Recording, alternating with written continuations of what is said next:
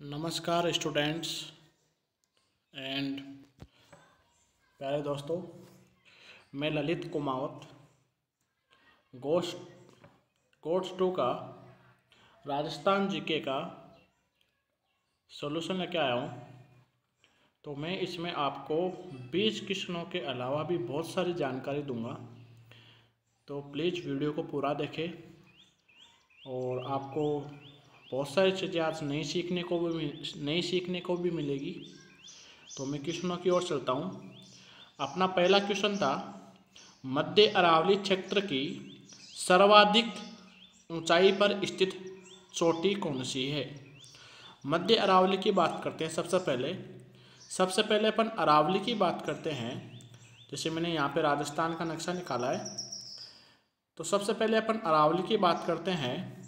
तो अरावली की सबसे पहले बात करने के लिए मैं आपको डायग्राम में दिखाऊंगा। यहाँ पे अरावली का विस्तार है अपन यहाँ पे, ये सिरोही जिला है। सिरोही जिले से लेकर झुंझुनू खेतड़ी, इनके बीच में पूरी अरावली का विस्तृत रूप से फैली हुई है। अरावली राजस्थान में 3 भागों में बटी हुई है। 3 भागों की बात करते हैं तो पहला भाग और दूसरा भाग और तीसरा भाग। पहला भाग अपना कहलाएगा उत्तरी अरावली। क्या कहलाएगा? उत्तरी अरावली। बीच वाला भाग कहलाएगा मध्य अरावली और जो लास्ट वाला भाग है ये कहलाएगा दक्षिणी अरावली। तो 3 भागों की बात की अपन ने। अपना क्वेश्चन था कि यहाँ पे मध्य अरावली की सबसे ऊंची चोटी कौन सी है। तो दोस्तों ध्यान रखना, मध्य अरावली में मुख्यतः अजमेर जिला आता है। कौन सा जिला आता है? अजमेर जिला। अजमेर जिला आपको दिख रहा होगा। अजमेर जिला आपको दिख रहा होगा, जो मैंने गोल राउंड किया है। ठीक है, ये अजमेर जिला है, तो यह मुख्यतः आता है इसमें। तो अजमेर जिले की बात करते हैं अपन। तो अजमेर जिले में कौन कौन सी चोटियाँ हैं? अजमेर जिले में मुख्यतः 3 चोटियाँ हैं। कितनी चोटियाँ हैं? 3 चोटियाँ हैं। तीनों के मैं नाम लिखता हूँ। तीनों का नाम है, पहली चोटी का नाम है, पहली चोटी सबसे ऊंची है यहाँ पे टोडगढ़। कौन सी चोटी है? टोडगढ़। जो सबसे ऊंची चोटी है मध्य अरावली की, जिसकी हाइट मिलती है अपन को 933.72 मीटर। कितनी? 933.72 मीटर। इसी के बाद अपन को दूसरी मिलेगी तारागढ़ और तीसरी मिलेगी अपन को नाग पहाड़। कौन सी? नाग पहाड़। दोस्तों ध्यान रखना, लूणी नदी का उद्गम भी नाग पहाड़ से होता है। कहाँ से होता है? नाग पहाड़ से होता है। तारागढ़ की ऊंचाई अपन को देखने को मिलेगी। अगर अपन तारागढ़ को देखते हैं तो तारागढ़ की अपन को ऊंचाई मिलती है 870 और नाग पहाड़ की अपन को हाइट मिलती है 795। कितनी मिलेगी? 795। तो इस प्रकार से अपने पास ये मध्य अरावली की चोटियाँ हैं। इन मध्य अरावली की चोटियों में दोस्तों ध्यान रखना है, अपना क्वेश्चन क्या था। अपन थोड़ा सा क्वेश्चन की ओर चलते हैं। तो अपना क्वेश्चन था मध्य अरावली क्षेत्र की सर्वाधिक ऊंचाई पर स्थित चोटी कौन सी है। तो अपने पास यहाँ पे 3-4 चोटियाँ दी हुई है। 3-4 चोटियाँ दी हुई है ऑप्शन में। तो ऑप्शन में अपन देखते हैं, सबसे जो ऊंची चोटी है मध्य अरावली की वो होती है कौन सी? टोडगढ़। टोडगढ़ अपने पास यहाँ पे ऑप्शन में नहीं है, इसलिए अपना सेकंड ऑप्शन आ जाएगा तारागढ़। और यहाँ पे मैंने अलग से भी दिया हुआ है बी तारागढ़। इसी के साथ में मैं ए और सी ऑप्शन की भी बात करता हूँ। जयगढ़ चोटी है, कहाँ पे मिलेगी अपन को? जयपुर, जहाँ पे जयगढ़ दुर्ग बनाया हुआ है। और रघुनाथगढ़ मिलेगी अपन को सीकर में। तो सीकर की चोटी है, ध्यान रखना है। और ये इसी के साथ में ध्यान रखना है, उत्तरी अरावली की सबसे ऊंची चोटी है। इसकी हाइट है 1055 मीटर। कितनी है? 1055 मीटर है, लेकिन ये उत्तरी अरावली की सबसे ऊंची चोटी है। ठीक है दोस्तों, इसी के साथ में मैंने यहाँ पे नीचे भी देखो दिखाया हुआ है टोडगढ़ के बाद तारागढ़ के बाद नाग पहाड़। यह तीनों चोटियाँ कहाँ पे स्थित है? तीनों की तीनों चोटियाँ कहाँ पे स्थित है अपन को ध्यान रखना है। तीनों की तीनों चोटियाँ अजमेर जिले में स्थित है। कौन से जिले में स्थित है? अजमेर जिले में स्थित है। इसी के साथ में दोस्तों सेकंड क्वेश्चन की बात करते हैं। स्थलाकृति की दृष्टि से राजस्थान के किस प्रदेश को एक विशाल इंसलबर्ग की संज्ञा दी गई है? बहुत ही अच्छा क्वेश्चन था, RS प्री में भी क्वेश्चन आया हुआ था ये। इस क्वेश्चन के ऊपर अपन चर्चा करते हैं। स्थलाकृति की दृष्टि से राजस्थान के किस प्रदेश को एक विशाल इंसलबर्ग की संज्ञा दी गई है? देखो दोस्तों, इस क्वेश्चन से पहले मैंने यहाँ पे एक डेफिनेशन भी लिखी है। आप इस वीडियो को स्किप करके या आप इसको रोककर इसके डेफिनेशन को आप नोट भी कर सकते हो अपनी नोटबुक में। स्थलाकृति के आधार पर इंसलबर्ग की डेफिनेशन मैंने क्या लिखे हैं यहाँ पे। तो इंसलबर्ग किसे कहते हैं? सबसे पहले इंसलबर्ग, ध्यान रखना, इंसलबर्ग किसे कहा गया है? ये मरुस्थलीय प्रदेश में कठोर चट्टानें जो स्तंभ या टीले के रूप में दिखाई देती है वह इंसलबर्ग कहलाती है। ध्यान रखना, मरुस्थलीय प्रदेश में जो कठोर चट्टानें होती है, जो आग्नेय चट्टानें होती है, ठीक है, जो एक स्तंभ या टीले के रूप में दिखाई देती है, वो क्या कहलाती है? इंसलबर्ग कहलाती है। आगे लिखा है एक प्रकार की ग्रेनाइट व निस स्टोन की चट्टानें होती है। ध्यान रखना दोस्तों, ग्रेनाइट और निस, ठीक है, जिसको अपन जीनेसिस भी पढ़ते हैं, लेकिन यहाँ पे जी साइलेंट रहता है। ग्रेनाइट और निस दोनों चट्टानें आग्नेय चट्टानें के तौर पे अपन को मिलती है। सर्वाधिक आबू पर्वत खंड, ये सर्वाधिक आबू पर्वत खंड कहाँ पे मिलेगा? अपन को सिरोही और जालोर वाले एरिया में मिलेगा। तो ध्यान रखना, अगर यहाँ पे अगर आपको जिला पूछ लिया जाए तो जिला तो क्या करना है? सिरोही। और अगर आपको विशेष प्रकार से अगर क्षेत्र दे दिया जाए तो आपको क्या करना है? आबू पर्वत खंड। और ये अपन को कहाँ पे दिया हुआ है? बी ऑप्शन में दिया हुआ है। तो इस क्वेश्चन का आंसर क्या हो जाएगा? बी हो जाएगा, आबू पर्वत खंड की बात कर रहा हूँ मैं। दोस्तों नेक्स्ट क्वेश्चन की ओर चलते हैं। राजस्थान का कौन सा भौतिक प्रदेश जल विभाजक का कार्य करता है? राजस्थान का कौन सा भौतिक प्रदेश जल विभाजक का कार्य करता है? तो ध्यान रखना दोस्तों, राजस्थान को अगर मैं भौतिक प्रदेशों में बांटूं तो राजस्थान को भौतिक प्रदेशों में अपन ने 4 भागों में बांटा है। वो 4 भाग कौन कौन से हैं? पहला भाग मिलेगा अपन को थारका मरुस्थल। तो थारका मरुस्थल है, उसको अपन उत्तर पश्चिमी मरुस्थलीय प्रदेश भी बोलते हैं। क्या बोलते हैं? उत्तर पश्चिमी मरुस्थलीय प्रदेश। इसी के साथ में अपन जो सेकंड नंबर भाग है, 2 नंबर भाग है, वो मिलेगा अपन को अरावली। क्या मिलेगा? अरावली। तीसरे भाग की बात करता हूँ तो अपन को मिलेगा हाड़ौती का पठार। कौन सा पठार? हाड़ौती का पठार। और इसी प्रकार से चौथे भाग की बात करूँ तो अपन को मिलेगा पूर्वी का मैदान। क्या मिलेगा? पूर्वी का मैदान। ठीक है दोस्तों, ये 4 भाग है। थारका मरुस्थल या अपन बोल सकते हैं उत्तर पश्चिमी मरुस्थलीय प्रदेश, अरावली, हाड़ौती का पठार और पूर्वी का मैदान। 4 भाग हो गए। चारों भागों को मैं आपको नक्शे में दिखाता हूँ एक बार, कहाँ कहाँ पे चारों भाग है और ये जल विभाजक का कार्य कौन सा भाग करता है अपन को। ठीक है, तो ये राजस्थान का नक्शा आपके सामने है। तो इस नक्शे में अपन देखेंगे सबसे पहले उत्तर पश्चिमी मरुस्थलीय प्रदेश की मैं अगर डायग्राम बनाऊं तो कुछ इस प्रकार से ये वाला भाग अपन को मिलेगा उत्तर पश्चिमी मरुस्थलीय प्रदेश, जो उत्तर पश्चिमी मरुस्थलीय प्रदेश। और अपन अगर बात करें सेकेंड नंबर पे तो ये अपन को जो पोर्शन मिलेगा ये यहाँ पे मिलेगी अपन को अरावली। ये अरावली हो गई, ये हाड़ौती का पठार हो गया और ये जो चौथा पोर्शन मिला अपन को पूर्वी का मैदान हो गया। ठीक है दोस्तों, अपने राजस्थान में और अगर अपन भारत की बात करें तो अपने पास यहाँ पे मानसून 2 शाखाओं से आता है। पहली शाखा अरब सागरीय शाखा, दूसरी शाखा बंगाल शाखा, मतलब बंगाल की खाड़ी या फिर अपन जिसको बंगाल शाखा बोल सकते हैं। 2 शाखाएं हैं। जो बंगाल की खाड़ी से जो मानसून आता है वो जस्ट अरावली के क्या होता है? परपेंडिकुलर होता है। क्या होता है? अरावली के परपेंडिकुलर होता है। तो इस मानसून की बात करें अरावली के परपेंडिकुलर आता है। परपेंडिकुलर आएगा तो ये इस भाग में क्या नहीं होने देगा? वर्षा नहीं होने देगा। तो अपन बोल सकते हैं राजस्थान में जो अरावली है वो क्या काम करती है? जैसे राजस्थान का कौन सा भौतिक प्रदेश जल विभाजक का कार्य करता है? तो अरावली क्या करती है? जल विभाजक का कार्य करती है। तो अपने पास अब अपन ने यहाँ पे देखा, अपने पास ऑप्शन क्या गए थे? पश्चिमी मरुस्थलीय प्रदेश, मध्यवर्ती अरावली प्रदेश, दक्षिणी पूर्वी पठारी प्रदेश और पूर्वी मैदानी प्रदेश।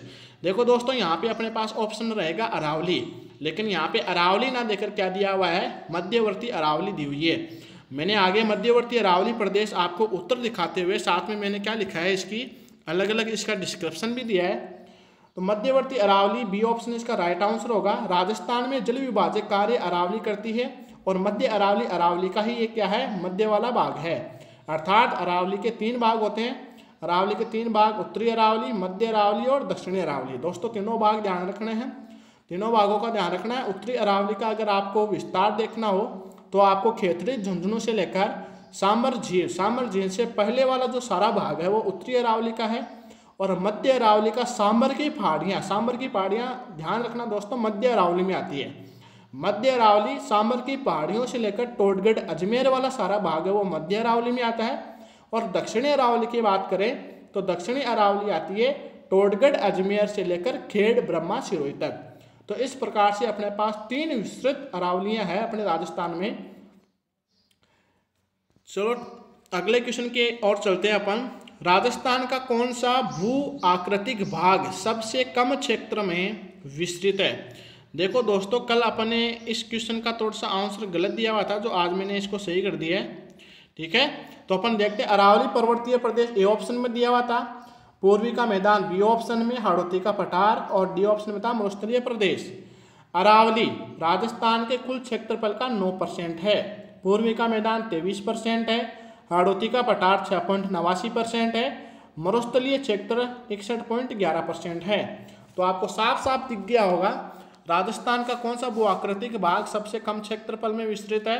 तो अपने पास यहाँ पे सी ऑप्शन हो जाएगा 6.89, मतलब हाड़ौती का पठार अपने पास सबसे कम क्षेत्र में विस्तृत है।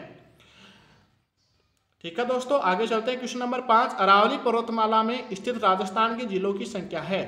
दोस्तों ध्यान रखना, अलग से नोट करके लिखा है मैंने। अगर अपने पास ऑप्शन में 7 आता है तो सबसे पहले 7 ही करना है। मुख्यतः अरावली 7 जिलों में ही विस्तृत है। मुख्यतः अरावली 7 जिलों में विस्तृत है, अलवर, जयपुर, दौसा। इसी के साथ में अपन बात करूं मध्य अरावली में ओनली फॉर क्या आएगा, अजमेर, उदयपुर, उदयपुर के साथ में डूंगरपुर और सिरोही। ये मात्र 7 जिले हैं जो किसके साथ में है अपने पास बोल सकते हैं मुख्य अरावली में। लेकिन कुल अगर अपन जिलों की बात करें, कुल जिले अपने पास आएंगे बी। कल इसका उत्तर भी 16 दिया हुआ था, जो क्या कर दिया गया है, गलत कर दिया गया है। तो कुल जिले 13, जैसे सीकर, झुंझुनू, झुंझुनू की एक उदयपुर वाटी तहसील, खेतड़ी तहसील, ये वाला भाग ही किसमें आता है, अरावली के अंतर्गत आता है। सीकर की बात करें तो सीकर में ध्यान रखना प्रॉपर अपन बात करें जैसे खंडेला हो गया, दातारामगढ़ हो गया, तो ये वाली तहसीलें किसमें आती है, अरावली के अंतर्गत आती है, बाकी भाग नहीं आता है। तो इस प्रकार से बहुत सारा जो एरिया है, जैसे पाली का भी कुछ एरिया है, राजसमंद का भी कुछ एरिया है, तो ये वाला जो भाग है ये भी अरावली के अंतर्गत आता है। तो इस प्रकार से अपने पास कुल जो जिले हैं वो कुल जिले कितने करने हैं अपन को, 13 जिले करने हैं। ठीक है दोस्तों, अपन नेक्स्ट क्वेश्चन की ओर चलते हैं। इस क्वेश्चन का आंसर आपको पता चल गया होगा, बी उत्तर होगा इसका। इसके बाद में नेक्स्ट क्वेश्चन नंबर 6 की ओर चलता हूँ। कावोद झील कहाँ स्थित है? सभी को पता होगा कावोद झील कहाँ पे स्थित है। कावोद झील की अगर अपन बात करें तो सबसे पहले आपको 2-3 क्वेश्चनों की ओर चर्चा करते हैं। अलवर, अलवर में सिलिसेट झील है, नागौर में डेगाना झील है, डेगाना झील के साथ में डीडवाना झील है, डीडवाना झील के साथ में कुचामन झील है। तो ये सारी की सारी जो झीलें हैं, ये जो नागौर वाली सारी की सारी किसकी है, खारे पानी की झीलें हैं। किसकी झीलें हैं, खारे पानी की झीलें हैं। ठीक है दोस्तों, इसी के साथ में भरतपुर की बात करें तो भरतपुर में मोती झील है, जिसको भरतपुर की लाइफलाइन भी बोला गया है। लेकिन कावोद झील कहाँ पे है, कावोद झील जैसलमेर में। कहाँ पे है, जैसलमेर में खारे पानी की झील है। ध्यान रखना, खारे पानी की झीलें सारे क्षैतिज सागर के अवशेष है। प्रश्न नंबर 6 का उत्तर क्या हो जाएगा, जैसलमेर हो जाएगा। यहाँ पे भी दिया हुआ है। अगले क्वेश्चन की ओर चलते हैं। गोडवाड़ प्रदेश राजस्थान के किस वृहद भू आकृति विभाग में आता है, या किस विभाग का भाग है? देखो दोस्तों, यहाँ पे मैंने पश्चिमी मरुस्थलीय प्रदेश को अलग से डिस्क्रिप्शन किया है, जो आपको समझना बहुत ज़्यादा जरूरी है। देखो यहाँ पे मिल गया अपन को। अब अगर अपन यहाँ पे बात करें, तो पश्चिमी मरुस्थलीय प्रदेश को मैंने 2 भागों में बांटा है। पहला पश्चिमी शुष्क प्रदेश और दूसरा है अर्ध शुष्क प्रदेश। ये वाला भाग है, इसको भी फिर मैंने 2 भागों में बांटा है। पहला है बालू का स्तूप मुक्त और दूसरा है बालू का स्तूप। इसी के साथ में मैंने अर्ध शुष्क प्रदेश को बांटा है।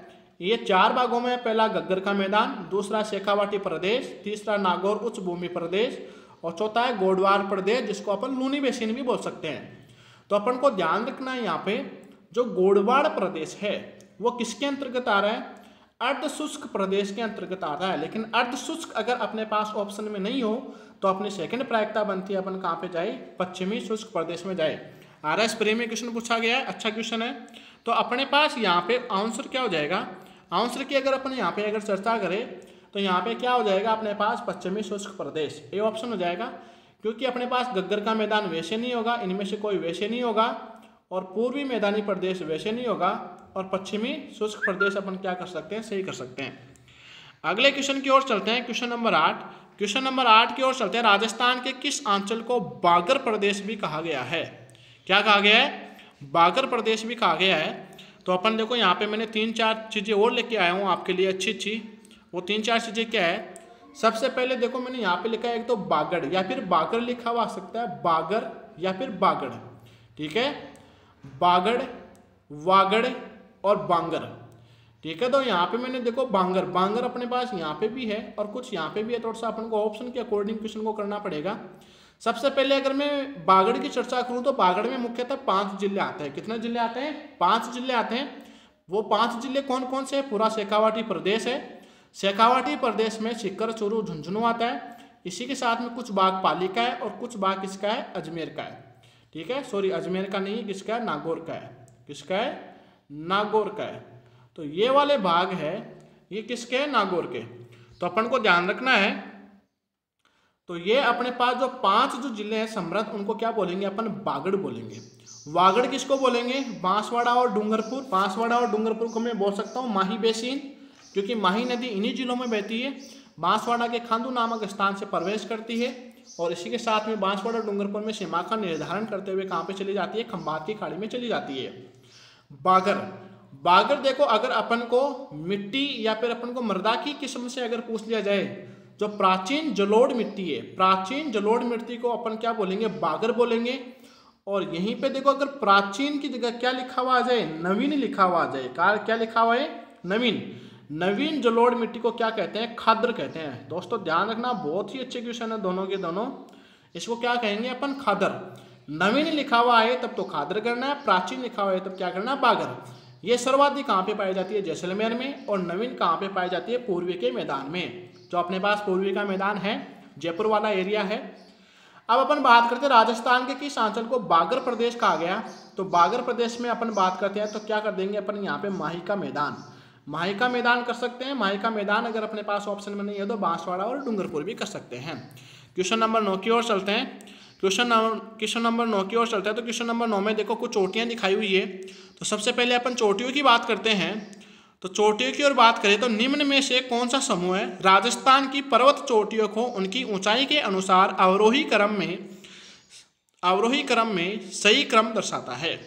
ठीक है दोस्तों, तो अपन क्वेश्चन नंबर 9 और 10 दोनों की साथ में चर्चा करते हैं। तो क्वेश्चन नंबर 9 और 10 की चर्चा करने से पहले दोस्तों अगर वीडियो अच्छा लगे तो इसको ज़रूर लाइक करें, चैनल को सब्सक्राइब करें और अपने और दोस्तों को कहें कि इस टेस्ट सीरीज से ज़्यादा जुड़े। ये निःशुल्क टेस्ट सीरीज है, कोई सी भी प्रकार का इसमें कोई भी चार्ज नहीं है। तो इसका आनंद ले और दोस्तों अच्छे से तैयारी करो। अभी बहुत ही अच्छा समय है घर पे बैठ के बहुत अच्छे से स्टडी करने की। जिन लोगों का सिलेबस हो चुका है, ठीक है, जिनके पास पढ़ने की सामग्री है, वो अच्छे से दिन रात मेहनत करें, क्योंकि जैसे ही लॉकडाउन खुलेगा, लॉकडाउन खुलने के तुरंत बाद आपके एग्जामों का शेड्यूल आ जाएगा और उसके बाद समय भी नहीं मिलेगा। तो जो अभी तैयारी कर लेंगे वो अपना भविष्य बना पाएंगे। क्वेश्चन नंबर 9 की बात करते हैं। तो क्वेश्चन नंबर 9 है, निम्न में से कौन सा समूह राजस्थान की पर्वत चोटियों का उनके अवरोही क्रम में, मतलब बड़ी से उसके बाद में जैसे छोटी, छोटी के बाद में उससे छोटी, उसके बाद में उससे छोटी। अपन बात करते हैं, देखो मैंने यहाँ पे साथ में इसका डिस्क्रिप्शन भी लिखा है, यह आपको उतारना भी जरूरी है। टोडगढ़ की ऊंचाई कितनी है? 933.72 है। खो देखो इसके साथ में मैंने ये भी लिखा है, ये अजमेर में है, ये जयपुर में है। ये बिलाली पहाड़ी है, ये भी कहाँ पे? अजमेर में। ये ध्यान रखना, बिलाली। और राज बाकर ये कहाँ पे है? जालोर में। इसी के साथ में इनकी ऊंचाई भी दिखाई है मैंने, 933.72, खो 920, बिलाली 870 और 730। दोस्तों ये अपने को क्रम पूछा था, वो क्रम क्या पूछा था? अवरोही पूछा था। अगर अपन को आरोही पूछ लेता तो अपन क्या करते हैं? इस प्रकार से करते हैं। आरोही क्रम बढ़ता हुआ क्रम होता है और अवरोही क्रम घटता हुआ क्रम होता है। तो ये घटता हुआ क्रम है, 933 से 920 हो गया, 920 से 870 हो गया, 870 से 730 हो गया। ठीक है दोस्तों, इसी के साथ अपन क्वेश्चन नंबर 10 की ओर चलते हैं। अरावली, क्वेश्चन नंबर 10 की बात करते हैं। तो अरावली वनरोपण परियोजना कब प्रारंभ की गई? तो ध्यान रखना, 1992 से 1993, 1992 से 1993 ये परियोजना क्या की गई? स्टार्ट की गई। ठीक है दोस्तों, इसी के साथ में क्वेश्चन नंबर 11 की ओर चलते हैं। क्वेश्चन नंबर 11, मध्य अरावली का निम्नतम उच्चवाच क्षेत्र है। मध्य अरावली का निम्नतम उच्चवास क्षेत्र है। तो दोस्तों मैंने अभी भी आपको बताया था, अपने पास जो ऑप्शन दिए हुए हैं, ऑप्शनों के ऊपर अपन चर्चा करते हैं। तो सांबर मध्य अरावली में आता है। भोराट का पठार, भोराट का पठार आता कहाँ पे है? भोराट का पठार ध्यान रखना, अपने राजस्थान में दो पठार है, एक तो भोराट का पठार और एक है भूमट का पठार। एक तो भूमट है और एक भोराट है, थोड़ा सा यंत्र इसमें रा और मैं का यंत्र है। भोराट का पठार अपन को मिलेगा गोगुंदा। गोगुंदा कहाँ पे? जहाँ पे महाराणा प्रताप का राज्याभिषेक हुआ था। गोगुंदा से लेकर कुंभलगढ़ के बीच में ये वाला जो पठारी भाग है, ये तो क्या है? भोराट का पठार। और भूमट का पठार 3 जिलों में, कितने जिलों में? 3 जिलों में है। तो 3 जिलों में क्या आएगा अपने पास? ध्यान रखना, 3 जिलों की अगर अपन बात करते हैं तो 3 जिलों में अपने पास क्या आएगा? अगर मैं 3 जिलों की बात करूं तो मेरे पास सबसे पहले तो आएगा उदयपुर। क्या आएगा दोस्तों? उदयपुर। तो मैंने यहाँ पे क्या लिख दिया? उदयपुर लिख दिया। पहला जिला तो क्या होगा? उदयपुर। उदयपुर के साथ में एक मेरे पास क्या आएगी? सिरोही। सिरोही। और सिरोही के साथ में एक क्या आएगा? डूंगरपुर। तो ये 3 जिलों के बीच में जो पठार स्थित है वो है भूमट का पठार। तो भोराट का पठार दक्षिणी अरावली में आता है, आबू ब्लॉक दक्षिणी अरावली में आता है और मारवाड़ क्षेत्र भी दक्षिणी अरावली में आता है। अपने पास 4 ऑप्शनों में से एकमात्र सांबर था जो मध्य अरावली में आता है, और वही क्या होगा? इसका आंसर होगा। ठीक है दोस्तों, अगले नेक्स्ट क्वेश्चन की बात करते हैं अपन। इधर देखो लिखा हुआ भी है, मैंने डिस्क्रिप्शन दिया है, बहुत ही अच्छा है, ये आपके लिए नोट करने वाली चीज़ है। अरावली को मुख्यतः 3 भागों में बांटा गया। उत्तरी अरावली खेतड़ी झुंझुनू से लेकर सांबर झील तक फैली हुई है। मध्य अरावली सांबर की पहाड़ियों से लेकर टोटगढ़ अजमेर तक फैली हुई है। और दक्षिणी अरावली की बात करूँ तो यह टोटगढ़ से लेकर खेड़ब्रह्मा सिरोही तक फैली हुई है। अतः उपरोक्त प्रश्नों के अनुसार सिर्फ सांबर क्षेत्र ही मध्य अरावली में आता है, जो मध्य अरावली का सबसे निम्नतम उच्चवच वाला बिंदु भी है। ठीक है दोस्तों, क्वेश्चन नंबर अपन 12 की ओर चलते हैं। तो क्वेश्चन नंबर 12 क्या था अपना? क्वेश्चन नंबर 12 में देखो अपन को क्या करनी थी? सम्मिलित करना था। इस क्वेश्चन को सम्मिलित करने से पहले अपन को देखना है खो। खो कहाँ पे है दोस्तों? जयपुर में। कहाँ पे? जयपुर में। और इसकी जो हाइट है वो कितनी है? 920 मीटर है। कितनी है? 920 मीटर। इसी के साथ में ध्यान रखना है, ये जयपुर की सबसे ऊंची चोटी भी है। इसी के बाद में अपन बात करते हैं अचलगढ़। किसकी बात करें? अचलगढ़। अचलगढ़ दोस्तों सिरोही में है। कहाँ पे? सिरोही में। इसी के साथ में इसकी हाइट की बात करें तो 1380 मीटर है। कितनी है? 1380 मीटर है। कमलनाथ, कमलनाथ उदयपुर में। कहाँ पे? उदयपुर में। उदयपुर के साथ में इसकी अगर हाइट की बात करें तो 1001 मीटर है।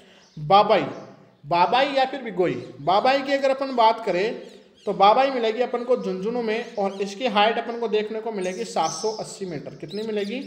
780 मीटर। तो ये अपने पास हाइट हो गई। लेकिन आपको हाइट ना देकर आपको क्या करना है? सिर्फ जिले सम्मिलित करना है। तो खो में क्या आ जाएगा? जयपुर आ जाएगा। अचलगढ़ के लिए क्या आ जाएगा? सिरोही आ जाएगा। कमलनाथ के लिए उदयपुर आ जाएगा। और बोबे के लिए क्या आ जाएगा? झुंझुनू आ जाएगा। क्या आ जाएगा? झुंझुनू आ जाएगा। क्वेश्चन पे वापस अपन डिस्कशन करते हैं। सबसे पहले खो के लिए क्या आ जाएगा? जयपुर। अचलगढ़ के लिए क्या आ जाएगा? सिरोही। और कमलनाथ के लिए क्या आ जाएगा? उदयपुर। और बोबे के लिए क्या आ जाएगा? झुंझुनू। जो अपने पास किस ऑप्शन में दिया हुआ है? ए ऑप्शन में दिया हुआ है। इसी के साथ में मैंने नीचे डिस्क्रिप्शन भी दिया हुआ है, आपको नोट करना है, जरूर नोट करना है। इसी के साथ में क्वेश्चन नंबर 13 और 14 के ऊपर अपन चर्चा करते हैं। तो क्वेश्चन नंबर 13 है। क्वेश्चन नंबर 13 क्या बोल रहा है अपन को? क्वेश्चन नंबर 13 बोल रहा है राजस्थान के कितने जिलों में थार का रेगिस्तान फैला हुआ है? ध्यान रखना दोस्तों, 12 जिलों में फैला हुआ है। कितने जिलों में? 12 जिलों में फैला हुआ है। मैंने साथ में डिस्क्रिप्शन में दिया है 12 जिले कौन कौन से हैं। ये देखो, जैसलमेर, बाड़मेर, जोधपुर, बीकानेर, पाली, जालोर, सीकर, झुंझुनू, चूरू, नागौर, श्रीगंगानगर, हनुमानगढ़। तो दोस्तों यहाँ से अपन को 2-3 क्वेश्चन और बनते हैं। सबसे पहले इनको याद कैसे रखना है? 12 के 12 देखो, जोधपुर संभाग संपूर्ण आता है, सिर्फ एक जिलों को छोड़कर, वो है सिरोही। कौन सा जिला है? सिरोही। इसी के साथ में शेखावाटी प्रदेश में 3 जिले आते हैं। 3 जिले सीकर, झुंझुनू और चूरू। कौन कौन से आते हैं? सीकर, कौन कौन से आते हैं? सीकर, चूरू और झुंझुनू। तीनों को तीनों आएंगे यहाँ पे। इसी के साथ में एक नागौर आएगा। नागौर के साथ में ध्यान रखना अपन को एक श्रीगंगानगर, हनुमानगढ़ और बीकानेर। या फिर अपन बोल सकते हैं बीकानेर संभाग संपूर्ण ही आएगा, क्योंकि चूरू अपने पास कहाँ पे आ चुका है, शेखावाटी में। इसी के साथ में ध्यान रखना है 2008 में हनुमानगढ़ को भी किस में मिला दिया गया है, रेगिस्तान में मिला दिया गया है, और ये नवीनतम है। क्या है ये? नवीनतम रेगिस्तान प्रसार वाला जिला है। तो इसी का भी ध्यान रखना, क्वेश्चन पूछा जा सकता है। इसी के साथ में अपन क्वेश्चन नंबर 14 की बात करें तो राजस्थान में स्थित थार मरुस्थल में कौन सा बालू का स्तूप का प्रकार नहीं है? इस क्वेश्चन को मैं बहुत अच्छे से बताऊंगा। RS प्री मेंस दोनों में पूछा हुआ है, ठीक है। HM हेडमास्टर के एग्जाम में भी पूछा हुआ है। पैराबोलिक, बरखान, तारा और धोरावट। तो अपने पास ध्यान रखना यहाँ पे कौन सा होगा, धोरावट, ठीक है। बाकी मैं तीनों के साथ में चर्चा करते हुए सभी के ऊपर चर्चा करूंगा कि राजस्थान में कौन कौन से आते हैं।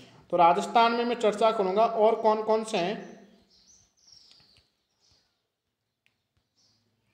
तो राजस्थान में पहले अपन बालू के स्तूप की बात करें तो पहला अपने पास राजस्थान में बालू का स्तूप है, उसका नाम है अनुदैर्ध्य बालू का स्तूप, ठीक है। डेफिनेशन ध्यान रखना, पवन की दिशा के समांतर अनुदिश बनने वाले बालू के स्तूपों को अपन क्या बोलेंगे, अनुदैर्ध्य बालू का स्तूप बोलेंगे। ये राजस्थान में सर्वाधिक जैसलमेर, बीकानेर, बाड़मेर, पश्चिमी जोधपुर में मिल देंगे अपन को देखने को। इसी के साथ में अपन अगर मैं सेकंड नंबर की बात करूं तो सेकंड नंबर अपन को मिलेगा अनुप्रस्थ बालू का स्तूप। क्या मिलेगा, अनुप्रस्थ बालू का स्तूप। तो अनुप्रस्थ बालू का स्तूप की अगर मैं बात करूं तो अनुप्रस्थ बालू का स्तूप की अगर डेफिनेशन लिखूं तो डेफिनेशन क्या हो जाएगी अपने साथ, पवन की दिशा के लंबवत बनने वाले, ये डायरेक्टली परपेंडिकुलर होंगे, वो क्या कहलाएंगे, इनको अपन अवरोध बालू का स्तूप भी बोलते हैं। क्या बोलते हैं, अवरोध बालू का स्तूप भी बोलते हैं। यहाँ पे लिखा हुआ है अलग से। ये राजस्थान में सर्वाधिक जोधपुर, बाड़मेर, सीकर, झुंझुनू में मिलेंगे अपन को देखने के लिए। इसी के साथ में अगर मैं थर्ड की बात करूं तो थर्ड मिलेगा अपन को बरखान। क्या मिलेगा, बरखान। तो अपन में थोड़ी सी बरखान की चर्चा दिखाता हूँ, और बरखान काफ़ी बार एग्जाम में पूछा हुआ भी है। राजस्थान में सर्वाधिक ये शेखावाटी में बनता है, ठीक है। बरखान क्या होते हैं, अर्धचंद्राकार टिल्ले होते हैं। क्या होते हैं, अर्धचंद्राकार टिल्ले होते हैं। जो अपने पास सर्वाधिक जो देखने को मिलेगा वो भालेरी चूरू में मिलेंगे। ध्यान रखना, प्रसिद्ध है यहाँ के भालेरी चूरू, प्रॉपर अगर स्थान पूछा जाए। इसी के साथ में शेखावाटी, बालोतरा, बाड़मेर, ओसिया, जोधपुर, देशनोक, बीकानेर, रावतसर कहाँ पड़ता है भाई, हनुमानगढ़, सूरतगढ़, श्रीगंगानगर, लूणकरणसर, बीकानेर। तो ये अपन को संपूर्ण जो सारी चीज़ें हैं अपन को कहाँ पे देखने को मिलेगी। इसी के साथ में आगे वो लिखा है, मरुस्थलीकरण के लिए सर्वाधिक उत्तरदायित्व बालू का स्तूप कौन से है, बरखान ही है। डायरेक्ट आपको क्वेश्चन पूछा जा सकता है, मरुस्थलीकरण के लिए सर्वाधिक उत्तरदायित्व बालू का स्तूप बरखान है। अगर अपन बात करें पराबैंगनी तो यह राजस्थान में संपूर्ण मरुस्थल में पाए जाते हैं। पराबैंगनी, तारा, ये तारे की आकृति में होते हैं।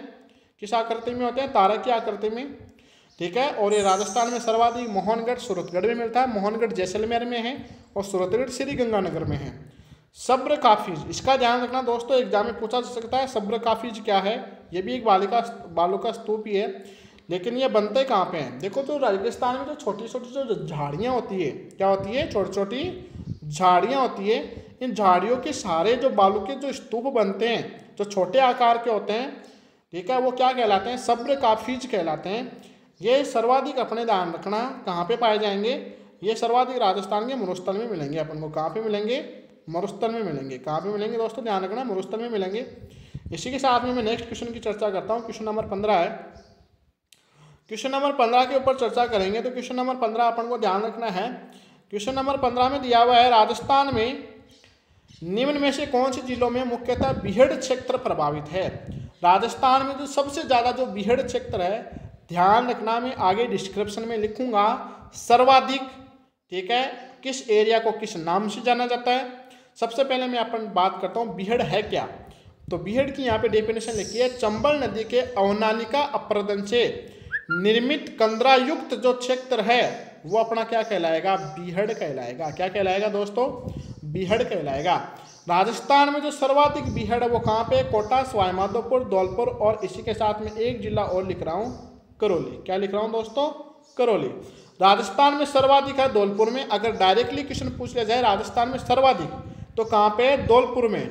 और करौली को बीहड़ की क्या कहा जाता है, रानी कहा जाता है। करौली को बीहड़ की बीहड़ की क्या कहा जाता है, रानी कहा जाता है, ध्यान रखना। इसी के साथ में सवाई माधोपुर वाले एरिया में भी मिलेगा, तो अपने पास यहाँ पे ऑप्शन क्या हो जाएंगे, कुछ कोटा में भी मिलेंगे, ये ऑप्शन हो जाएगा। इसी के साथ में देखो मैंने आगे डिस्क्रिप्शन में लिखा है सर्वाधिक धौलपुर में, करौली में इसे बीहड़ की रानी कहा जाता है। ठीक है दोस्तों, इसी के साथ में अपन को ध्यान रखना है। अगला नेक्स्ट क्वेश्चन की बात करें अपन, क्वेश्चन नंबर 16। क्वेश्चन नंबर 16 की अपन बात करें, क्वेश्चन नंबर 16 में अपन थोड़ा से देखो चर्चा करते हैं पहाड़ियों के बारे में। पहाड़ियों के बारे में चर्चा करने से पहले सूची फर्स्ट और सेकंड की बात करते हैं। जालौर में कौन सी है, जयपुर में कौन सी है, अलवर में कौन सी है, सीकर में कौन सी है। देखो दोस्तों, इस क्वेश्चन को अपन इस प्रकार से भी कर सकते हैं, अगर अपन को एक दो भी याद है, कितनी याद है, अगर अपन को एक दो भी मालूम है तो बाकी अपन क्या कर सकते हैं, ऑप्शन से पता लगा सकते हैं। कैसे पता लगाएंगे देखते हैं। जैसे आपको सीकर का याद हो सकता है, ठीक है, सीकर में रघुनाथगढ़ सबसे ऊंची है, उत्तरी अरावली की आपको मिल जाएगी। भानगढ़, ठीक है, जो भानगढ़ जो कस्बा है, ठीक है, भानगढ़ कस्बा कहाँ पे पड़ता है, अलवर में पड़ता है, जहाँ पे भानगढ़ का दुर्ग है, जिसको भूतों का गढ़ भी कहा गया है। ठीक है, भानगढ़ में रत्नावली स्टोरी सुनी हुई होगी, कभी सुनाएंगे आपको। इसी के साथ में तो मैं अलवर यहाँ पे कर दूँ। बरवाड़ा, देखो दोस्तों ये बरवाड़ा जो क्षेत्र है वो तो पड़ता है जयपुर में, और जो बरवाड़ा की पहाड़ियाँ हैं वो सम्मिलित रूप से पड़ती है, जो सर्वाधिक भाग है वो जयपुर में पड़ता है, और थोड़ा बहुत भाग सवाई माधोपुर में भी पड़ता है। जो भाग सवाई माधोपुर में पड़ता है वहाँ पे इसके ऊपर एक चौथ माता का मंदिर बना हुआ है। क्या बना हुआ है, चौथ माता का मंदिर बना हुआ है, इसीलिए इसको क्या बोलते हैं, चौथ का बरवाड़ा बोलते हैं। क्या बोलते हैं, चौथ का बरवाड़ा बोलते हैं। दोस्तों ध्यान रखना, चौथ का बरवाड़ा अगर क्वेश्चन में आए तब सवाई माधोपुर करना है, अगर बरवाड़ा अगर क्वेश्चन में आए तो आपको क्या करना है, जयपुर करना है। क्या करना है, जयपुर। चौथ का बरवाड़ा से अपने पास 2016 में WRD में क्वेश्चन भी आया था, सीसा व जस्ता की खान, किसकी खान, सीसा व जस्ता की खान, राजस्थान में कहाँ पे है, चौथ के बरवाड़ा में स्थित है। ये कहाँ पे है, सवाई माधोपुर में। कहाँ पे है, सवाई माधोपुर में है। तो अपने पास यहाँ पे उत्तर क्या हो जाएगा, ए उत्तर हो जाएगा। ध्यान रखना क्वेश्चन का उत्तर क्या हो जाएगा अपने पास, ए उत्तर हो जाएगा। क्या उत्तर हो जाएगा, ए उत्तर हो जाएगा। क्वेश्चन नंबर 17 की बात करें, राजस्थान राज्य के कुल क्षेत्रफल तथा कुल जनसंख्या के अनुसार कौन सा जिला लगभग एक समान प्रतिशत अंश में रखता है। देखो अगर अपन बात करें राजस्थान और इन जिलों की, ये जो 4 जिले अगर आपको दिए हैं ऑप्शन में, इनकी बात करें, हनुमानगढ़, धौलपुर, चित्तौड़गढ़, सिरोही। देखो ये क्वेश्चन अगर आपको एजुटीज याद होगा तभी होगा, क्योंकि डाटा बेस क्लियर क्वेश्चन है ये। अगर अपन बात करें सिरोही की, सबसे पहले अपन राजस्थान की बात करते हैं भारत के संदर्भ में। तो भारत के कुल क्षेत्रफल का राजस्थान कितना है, 10.41% है। कितना है, 10.41% है। और सिरोही भी राजस्थान का लगभग 10.12% है, या लगभग, इसको ज़्यादातर गाइडों में 10% ही दिखाया हुआ मिलेगा, लगभग आसपास है 10 से 10.41। इसी के साथ में अगर मैं जनसंख्या के ऊपर बात करूं तो राजस्थान की भारत में जनसंख्या का प्रतिशत है 5.66%। कितना है, 5.66%। तो इसी प्रकार से अपना जो सिरोही जिला है उसमें राजस्थान की लगभग अपन को जनसंख्या देखने को मिलेगी 5.60। कितनी मिलेगी, 5.60। तो 5.66 5.60 में कोई ज़्यादा अंतर नहीं है।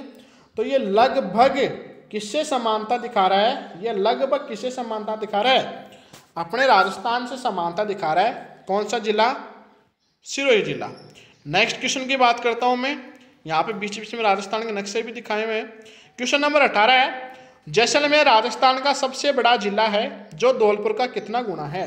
देखो दोस्तों वैसे तो आपको एजुटीज ध्यान रखना चाहिए, लेकिन अगर आपको याद भी नहीं है तो अगर आपको क्या याद है, अगर आपको इनका क्षेत्रफल पता है तो भी आप इनका आसानी से निकाल सकते हो। जैसलमेर का क्षेत्रफल है 10,401, धौलपुर का है 3034। ठीक है दोस्तों, अगर आप 38,401 में 3034 का भाग दोगे तो आपने पास की संख्या कितनी आ जाएगी, 12.66।